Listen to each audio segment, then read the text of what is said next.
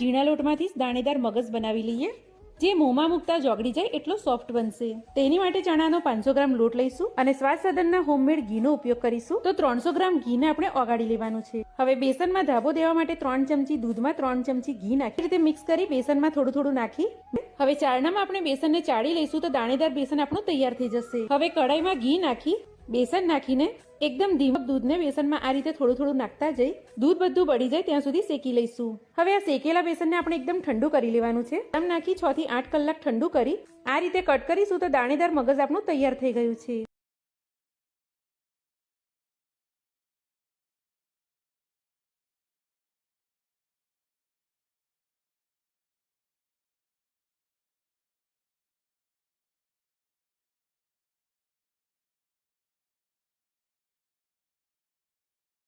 પોચા ટેસ્ટી અને હેલ્ધી ગોળ ચૂરમાના લાડુ બનાવી લઈએ. તો એની માટે ઘઉંના 1 કિલો કરકરા લોટમાં 100 ગ્રામ તેલનું મોણ નાખી સારી રીતે મિક્સ કરીશું. તો આ રીતે મુઠ્ઠી પડતું મોણ થઈ જશે. હવે આમાં થોડું થોડું પાણી નાખીને કઠણ પડતો આપણે લોટ બાંધી લઈશું અને તરત જ આમાંથી આ રીતે મુઠિયા બનાવીને મીડિયમ ગરમ તેલમાં આને ફ્રાય કરી લઈશું. મુઠિયા આ રીતે લાઇટ બ્રાઉન કલરના તળાય એટલે એને કાઢી લઈશું અને ઠંડા કરીને આ રીતે તોડી લઈશું અને મિક્સી જારમાં લઈને આને આપણે દરદરા ક્રશ કરી લઈશું. હવે કાજુ, બદામ, પિસ્તા, કિસમિસ અને અંજીરને આપણે બારીક સમારી લઈશું અને 2 ચમચી ઘીમાં આને આપણે ફ્રાય કરી તૈયાર કરેલા લોટમાં આને આપણે નાખીને મિક્સ કરી લઈશું.